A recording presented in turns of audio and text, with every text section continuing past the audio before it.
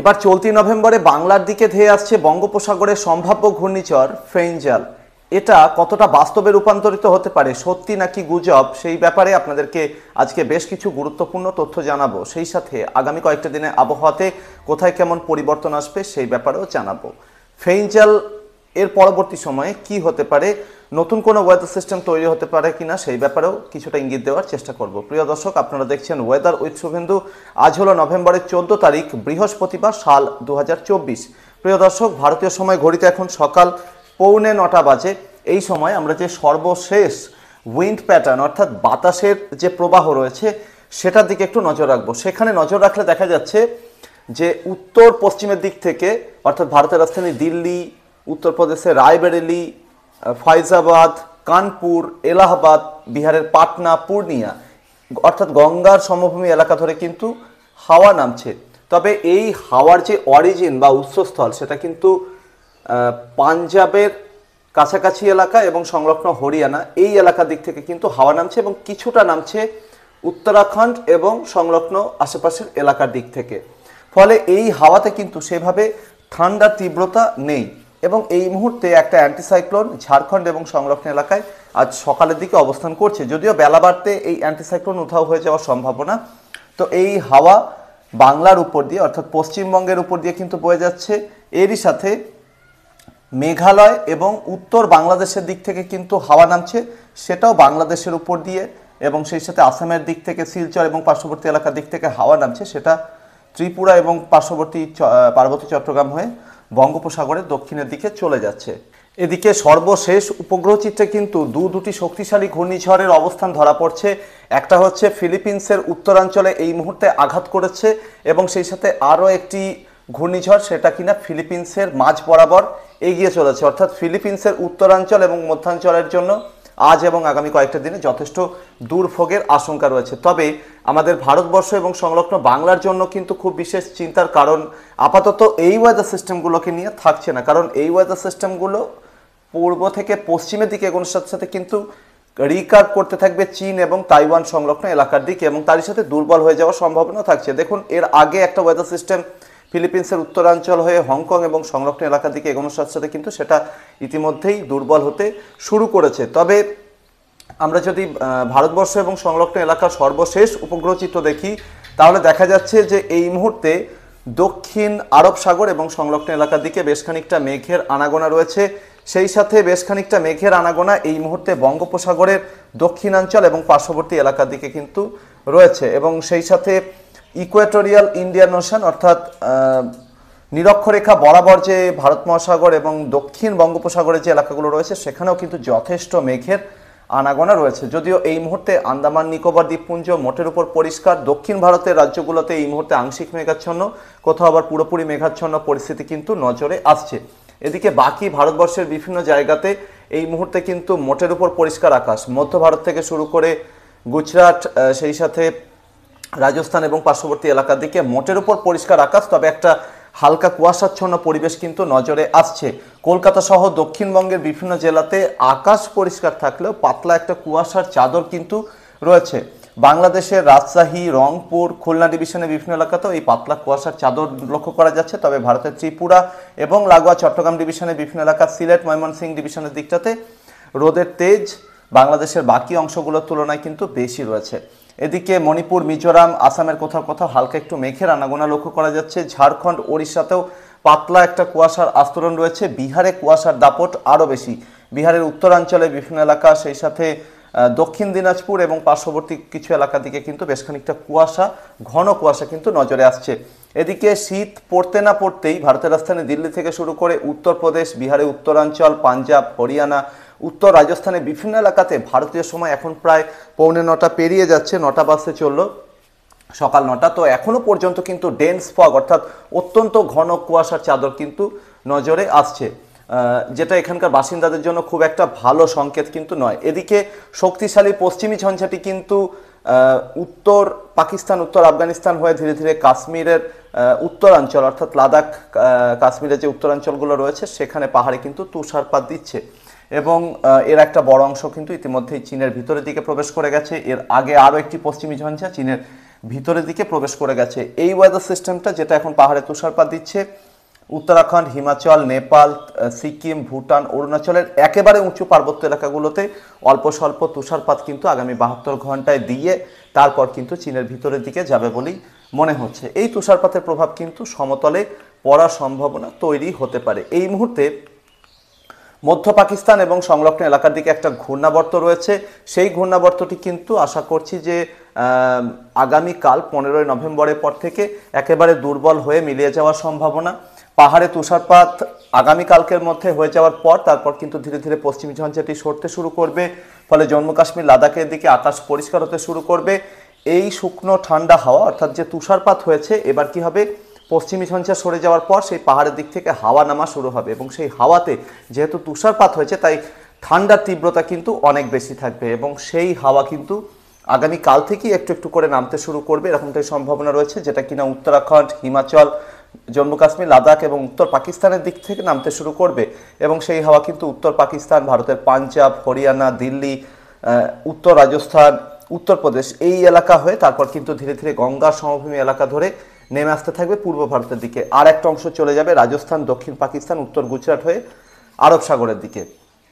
তো এই হাওয়া যত পূর্ব দিকে সরে আসতে থাকবে ততই কিন্তু একটু একটু করে পশ্চিমবঙ্গ, ঝাড়খণ্ড, ওড়িশা, বিহার, বাংলাদেশ, ত্রিপুরা, আসাম, মেঘালয় এবং পার্শ্ববর্তী আরও বিভিন্ন এলাকাতে কিন্তু ঠান্ডার তীব্রতা বাড়তে শুরু করবে। আপাতত যেহেতু পূর্ব ভারত অথবা বাংলাদেশ সহ আশেপাশের কোনো এলাকার উপরে কোনো রকম অ্যাক্টিভ ওয়েদার সিস্টেম নেই, অর্থাৎ সক্রিয় কোনো ওয়েদার সিস্টেম নেই, তাই আপাতত বৃষ্টির কোনো রকম নামগন্ধ কিন্তু খুঁজে পাওয়া যাচ্ছে না। নভেম্বরের মোটামুটি প্রায় 24 বা 25 তারিখ পর্যন্ত, অর্থাৎ প্রায় পরবর্তী 10 থেকে 11 দিনে বৃষ্টির কোনো রকম সম্ভাবনা পশ্চিমবঙ্গ, ঝাড়খণ্ড, বিহার, বাংলাদেশ, ত্রিপুরা, আসাম, কিছুটা মেঘালয় এবং তার পার্শ্ববর্তী এলাকার দিকেও থাকছে না। ওড়িশাতেও কিন্তু এরকমই পরিস্থিতি থাকতে চলেছে, অর্থাৎ ওড়িশাতেও কিন্তু বৃষ্টির সম্ভাবনা প্রায় নেই বললেই চলে। দক্ষিণ ওড়িশার কোথাও কোথাও ছিটেফোঁটা বৃষ্টি হতেও পারে, সেটার ব্যাপারে রোল আউট করা যাচ্ছে না। অর্থাৎ পরবর্তী 10 বা 11 দিনে কিন্তু বেশিরভাগ জায়গা জুড়ে সম্পূর্ণ শুকনো ওয়েদার থাকবে। ভারতের ত্রিপুরাতেও সম্পূর্ণ শুকনো ওয়েদার থাকবে, বৃষ্টির কোনো রকম সম্ভাবনা কিন্তু থাকছে না। আগামীকালকের পর থেকে অর্থাৎ নভেম্বরের 15 তারিখ যেই পেরিয়ে যাবে তারপর থেকে কিন্তু ধাপে ধাপে তাপমাত্রা নামবে। বিগত 24 ঘন্টায় তাপমাত্রাতে বিশেষ কোনো পরিবর্তন ধরা পড়েনি। সমতলের বিভিন্ন জায়গা, মূলত গাঙ্গেয় দক্ষিণবঙ্গের বিভিন্ন জেলাতে কিন্তু ভোরের তাপমাত্রা 18 থেকে 21 ডিগ্রি সেলসিয়াসের মধ্যে আজকে ভোরে ঘোরাফেরা করেছে এবং পশ্চিমের জেলাগুলোতে কোথাও কোথাও আরেকটু টেম্পারেচার নেমেছে। উত্তরবঙ্গের তরাই ডুয়ার্সের জেলাগুলোর দিকেও খানিকটা টেম্পারেচার নেমেছে। আগামীকালকের পর থেকে এই তাপমাত্রা আরও একটু নামার সম্ভাবনা কিন্তু তৈরি হবে এবং যত সময় যাবে ততই কিন্তু ঠান্ডার ছোঁয়া একটু একটু করে সাধারণ মানুষ উপলব্ধি করতে পারবেন। দুপুরবেলাতে যে একটা ভ্যাপসা গুমোট ভাব অনুভূত হচ্ছে সেটা কিন্তু আগামীকালকের পর থেকে একটু একটু করে কাটতে চলেছে, এরকমটাই আশা করছি। অর্থাৎ পুরোপুরি কড়া শীত না আসলেও শীতের একটা ছোঁয়া বা ছন্দ কিন্তু আগামীকালকের পর থেকেই একটু একটু করে গ্রাম বাংলার সাধারণ মানুষ উপলব্ধি করতে পারবেন। সেক্ষেত্রে ঝাড়খণ্ড থেকে শুরু করে বিহার, ওড়িশা, পশ্চিমবঙ্গের দক্ষিণবঙ্গ, উত্তরবঙ্গ, বাংলাদেশ, ত্রিপুরা, আসাম, মেঘালয় পুরো সব এলাকা জুড়েই কিন্তু তাপমাত্রা নামবে। অর্থাৎ আজকের দিনটা, আগামীকালকের দিনটা 48 ঘন্টা পর থেকে কিন্তু তাপমাত্রা অতি অবশ্যই নামবে। নামতে নামতে কোথায় যেতে পারে, ঘূর্ণিঝড় ফেইঙ্গাল বা ফেইঞ্জাল যদি তৈরি হয় তার আগে পর্যন্ত সময় কিন্তু গাঙ্গেয় দক্ষিণবঙ্গের তাপমাত্রা 3 থেকে 4 ডিগ্রি বা কোথাও কোথাও 5 ডিগ্রি সেলসিয়াস পর্যন্ত কমতে পারে এবং সেক্ষেত্রে 14, 15, 16 ডিগ্রি সেলসিয়াসের আশেপাশে গাঙ্গেয় দক্ষিণবঙ্গের তাপমাত্রা ঘোরাফেরা করতে পারে। উত্তরবঙ্গের বিভিন্ন জেলাতে এরকমই থাকতে পারে, পশ্চিমের জেলাগুলোতে আরেকটু কম থাকতে পারে। ঝাড়খণ্ডের বিভিন্ন এলাকাতে 10-11 ডিগ্রি সেলসিয়াসের আশেপাশে, কোথাও কোথাও 12 ডিগ্রি সেলসিয়াসের আশেপাশে মিনিমাম টেম্পারেচার ঘোরাফেরা করতে পারে। ত্রিপুরাতেও 14, 15 ডিগ্রি বা 16 ডিগ্রি সেলসিয়াসের আশেপাশে, বাংলাদেশেও এরকমই তাপমাত্রা ঘোরাফেরা করতে পারে। মিনিমাম টেম্পারেচারের কথা বলছি। এরপর কিন্তু ধীরে ধীরে গন্ডগোল তৈরি হবে বা সম্ভাবনা রয়েছে কিন্তু বঙ্গোপসাগরে। যারা ঘূর্ণিঝড় ফেইঞ্জালের কথা কিছুটা শুনেছেন তাদের জন্য এবার বা গ্রাম বাংলার সাধারণ মানুষের জন্য এবার কিন্তু ঘূর্ণিঝড় ফেইঞ্জাল নিয়ে কিন্তু কিছুটা আপনাদেরকে বিষয়বস্তু বলতে চলেছি। এই মুহূর্তে যদিও দক্ষিণ বঙ্গোপসাগর এবং পার্শ্ববর্তী এলাকার দিকে খানিকটা মেঘের আনাগোনা রয়েছে, তবে এখানে এই মুহূর্তে কিন্তু ঘূর্ণিঝড় ফেইঞ্জালের কোনো অস্তিত্ব খুঁজে পাওয়া যাচ্ছে না। পরিস্থিতি যেটা হতে পারে আগামী নভেম্বরের 20 তারিখের পর থেকে একটা ওয়েদার সিস্টেম থাইল্যান্ড উপসাগরে একেবারে দক্ষিণাঞ্চল এবং সংলগ্ন থাইল্যান্ডের দক্ষিণ দিক থেকে এবং সিঙ্গাপুর সংলগ্ন এলাকা থেকে এখান থেকে একটা ঘূর্ণাবর্ত ধীরে ধীরে পূর্ব থেকে পশ্চিমের দিকে এগোতে পারে এবং সুমাত্রার বান্দাজ উপকূলের খুব কাছাকাছি জায়গা দিয়ে এটা কিন্তু ধীরে ধীরে দক্ষিণ বঙ্গোপসাগর এবং ইকুয়েটোরিয়াল যে ইন্ডিয়ান ওশান রয়েছে অর্থাৎ নিরক্ষরেখার কাছাকাছি ভারত মহাসাগরের যে এলাকা রয়েছে এখানে কিন্তু ঘূর্ণাবর্তটি এসে যেতে পারে। দেখুন এই মুহূর্তে উত্তরে শুকনো হওয়ার তার প্রভাব তো পশ্চিমবঙ্গ, বাংলাদেশ এবং সংলগ্ন ওড়িশার যে সমুদ্র তীরবর্তী এলাকা রয়েছে সেখানে বেশি, কিন্তু যেখানে এখন সূর্য প্রায় লম্বভাবে কিরণ দিচ্ছে অর্থাৎ নিরক্ষরেখা বরাবর, সেখানে তো সি সারফেস টেম্পারেচার যথেষ্ট বেশি, অর্থাৎ সমুদ্রের জলের উপরিভাগের তাপমাত্রা যথেষ্ট বেশি, সেই জন্যই এখানে মেঘপুঞ্জ ধরা পড়ছে। তো এখানে কিন্তু যখন ওয়েদার সিস্টেমটা আসবে তখন কিন্তু ধীরে ধীরে ইন্টেন্সিফাই করবে অর্থাৎ শক্তি বৃদ্ধি করা শুরু করবে। কবে নাগাদ? নভেম্বরের মোটামুটি 22 বা 23 তারিখ নাগাদ। প্রিয় দর্শক, পৃথিবী বিখ্যাত দুটো নামজাদা গ্লোবাল ওয়েদার মডেল, একটা হচ্ছে মার্কিন যে ওয়েদার মডেল রয়েছে GFS বা গ্লোবাল ফোরকাস্টিং সিস্টেম, এবং সেই সাথে ECMWF অর্থাৎ ইউরোপিয়ান যে ওয়েদার মডেল রয়েছে তাদের যে AI সংস্করণ, তাদের দুটো ওয়েদার মডেলে কিন্তু এখানে ঘূর্ণিঝড় ফেঞ্জাল নিয়ে কিন্তু ইঙ্গিত ইতিমধ্যেই মিলতে শুরু করেছে।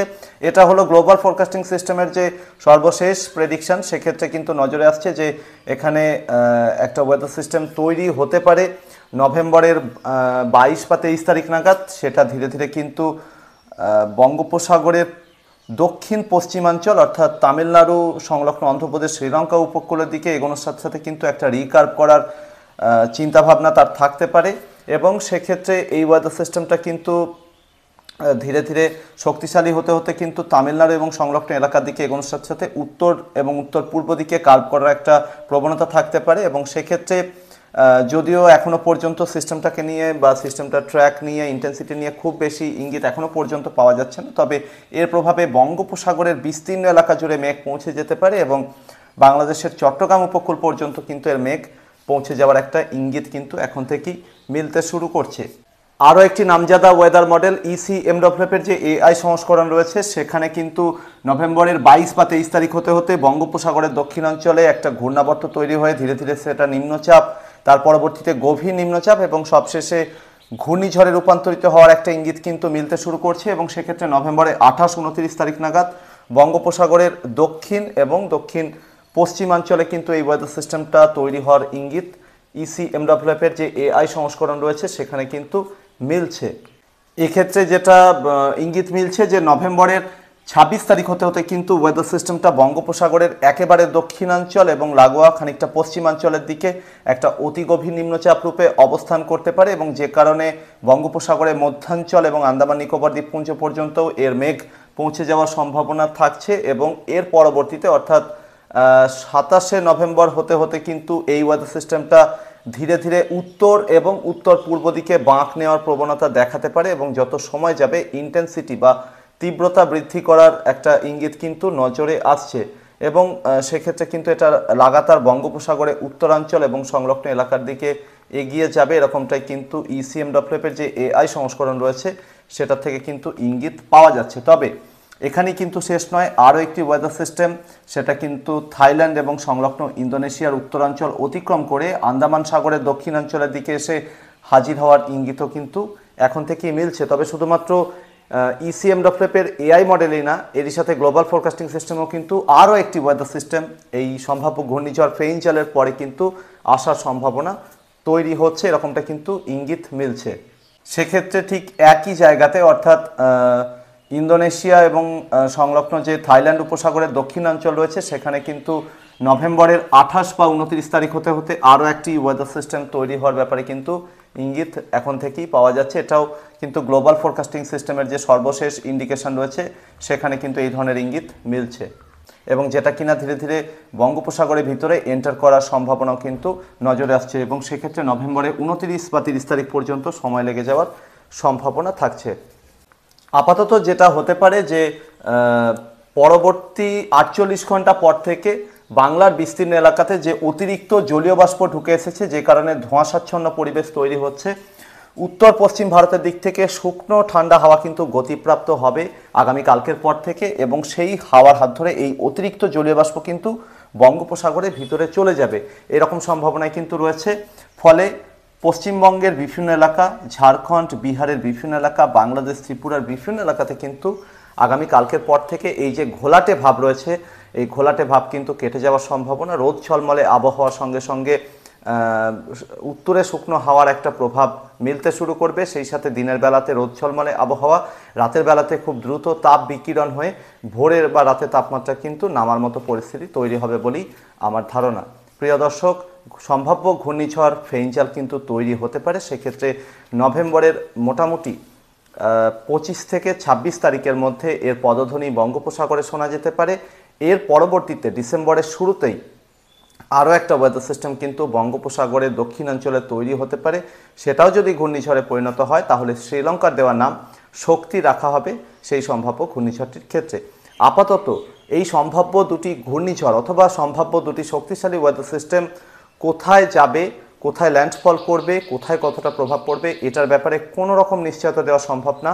তবে সবথেকে বেশি সম্ভাবনা যেটা রয়েছে, প্রথমত এর বেশি ইম্প্যাক্ট পড়তে পারে তামিলনাড়ু, শ্রীলঙ্কা, অন্ধ্রপ্রদেশ উপকূলে, এবং সেখানে টাচ না করেও রিকার্ভ করে এটা সরাসরি মায়ানমারের দিকে চলে যেতে পারে।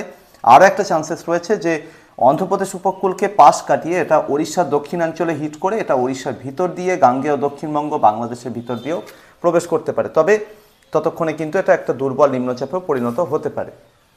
তবে চাষি ভাইদের জন্য বলতে চাইবো যে নভেম্বরের শেষের দিকে মোটামুটি 27 বা 26 তারিখ থেকে কিন্তু গাঙ্গেয় দক্ষিণবঙ্গের দক্ষিণাঞ্চল, ওড়িশার বিভিন্ন এলাকা, সেই সাথে বাংলাদেশ এবং ত্রিপুরা দক্ষিণাঞ্চলের বিভিন্ন এলাকাগুলোতে কিন্তু অসময়ে বৃষ্টির একটা আশঙ্কা তৈরি হচ্ছে। ফলে চাষের একটা বড়সড় ক্ষতির সম্ভাবনা কিন্তু তৈরি হতে পারে।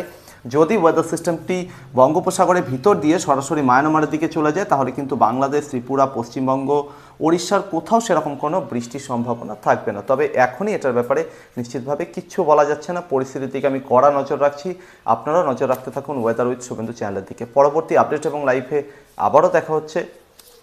ধন্যবাদ।